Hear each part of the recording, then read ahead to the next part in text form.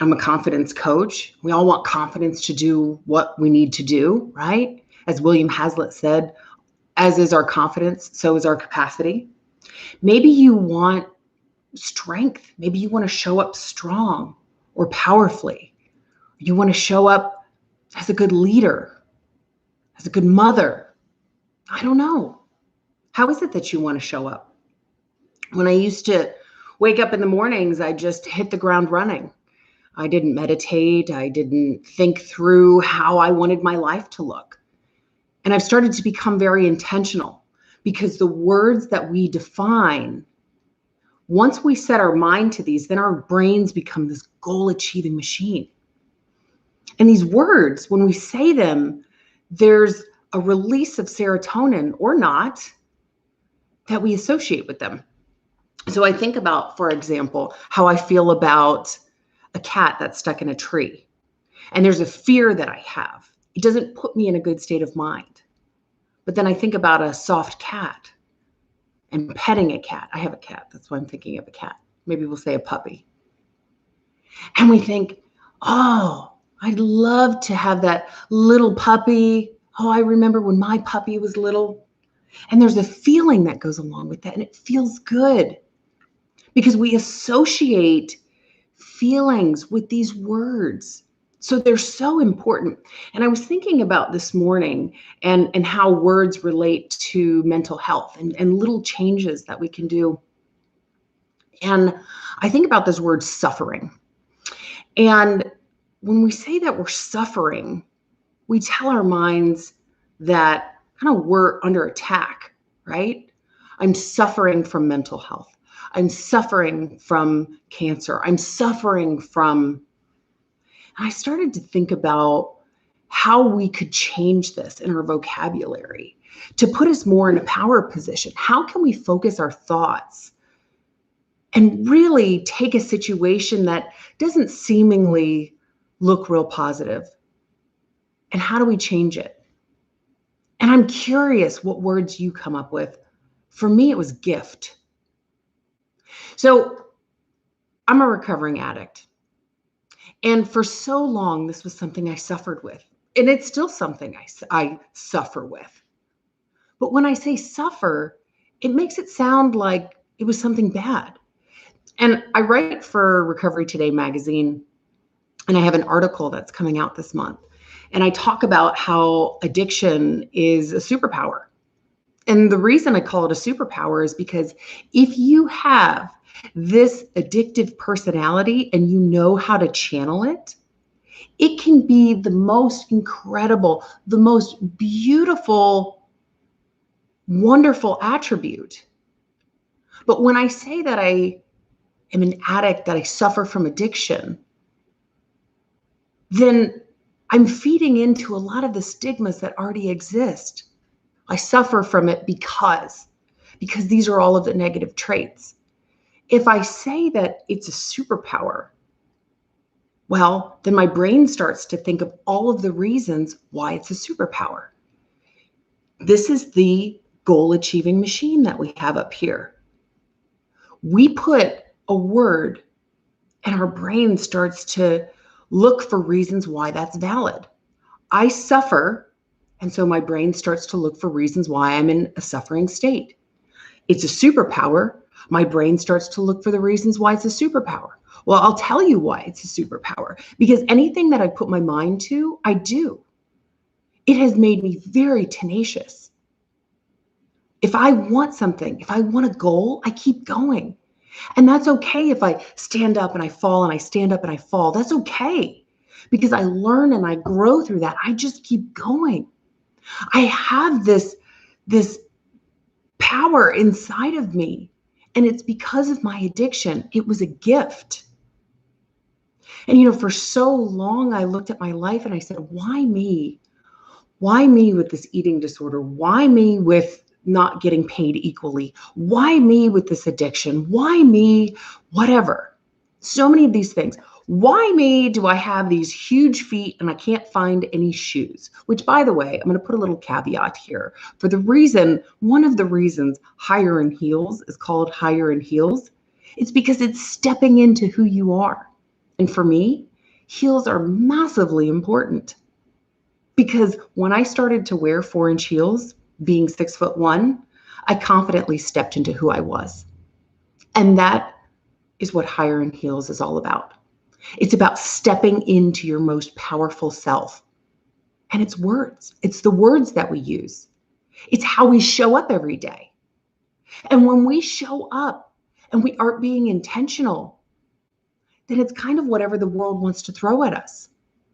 But when I say that my addiction is a superpower, and I say it's because it's made me tenacious and this, that, and the other, then that's what it is. We have the right to decide how we want it to be. I posted something out online yesterday, and you're welcome to find me. I'm the only Jen Sugarmeyer. So you can find me on Instagram, Facebook, any of those, and I'm the only one. And I posted something, and it was this woman. She was 20 years old, beautiful woman. But then when you look closer, it's not a 20-year-old woman. It's an 80-year-old woman. And you see, that's the power of perception. It doesn't mean that things in your life necessarily change. It doesn't mean that, well, if I look at this differently, I didn't get laid off. No, you got laid off. Or you had to close the business. Or something happened, right? But how do you take that situation and make it work for you? Yes, that friendship ended. Yes, that relationship ended. Yes, these things happened. That's a fact.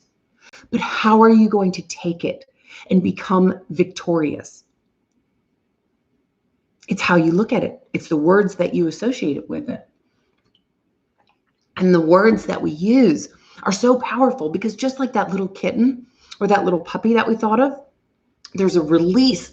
This is free, a release of serotonin. People go and pay lots of money to get put on medication so that they increase their serotonin levels. If we just changed our words because our words matter, then we would have this release. There are so many of these little things that we can do that we can internally elevate without any external substances. We can elevate our serotonin levels, and our words matter.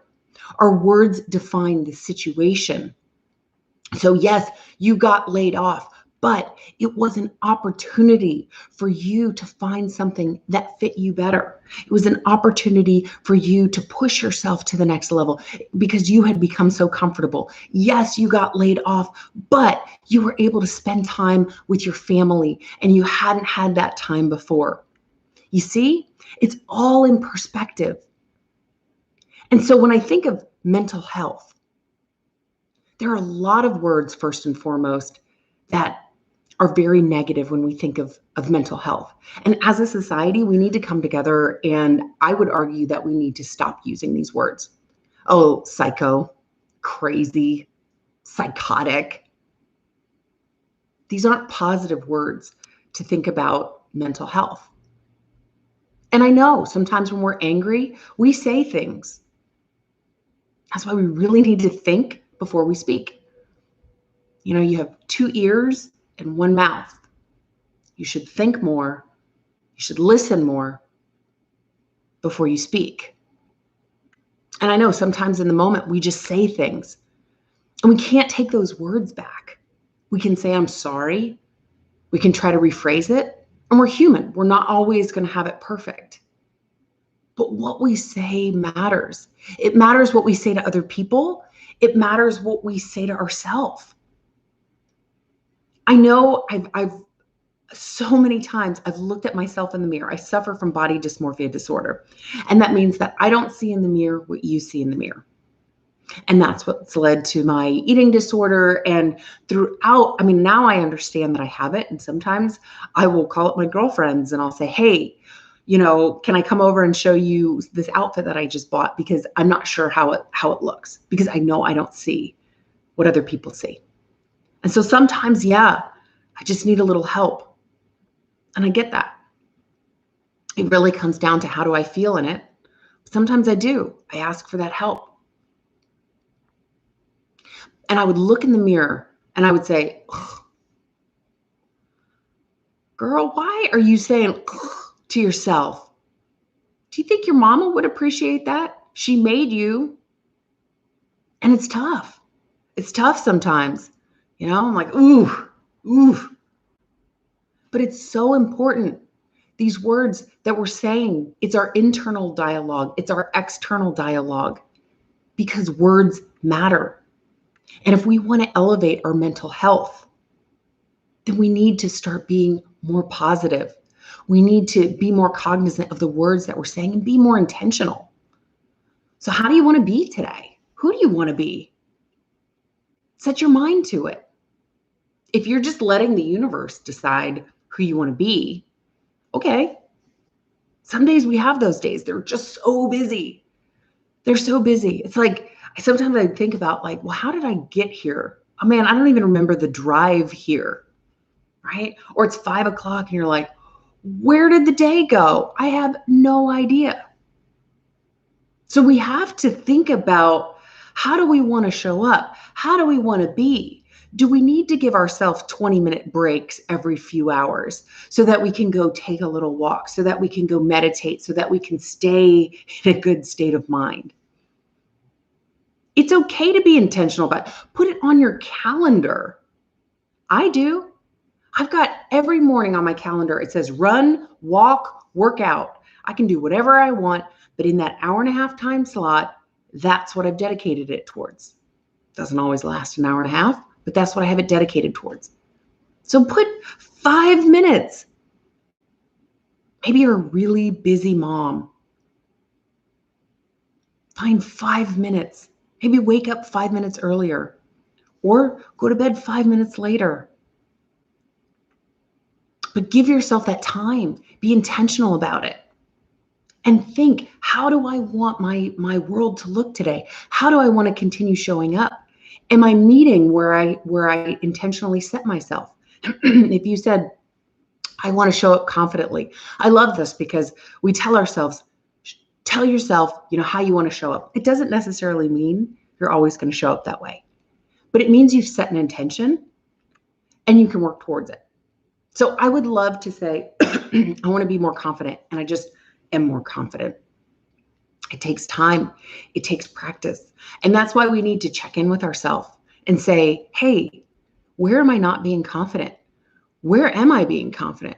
Where can I be more confident? Why don't I feel that way about myself? Where could I do better? And start getting curious about your life. Have these touch points with yourself, but be intentional. Set the word, set your intention, and go for it. It's just like any project plan.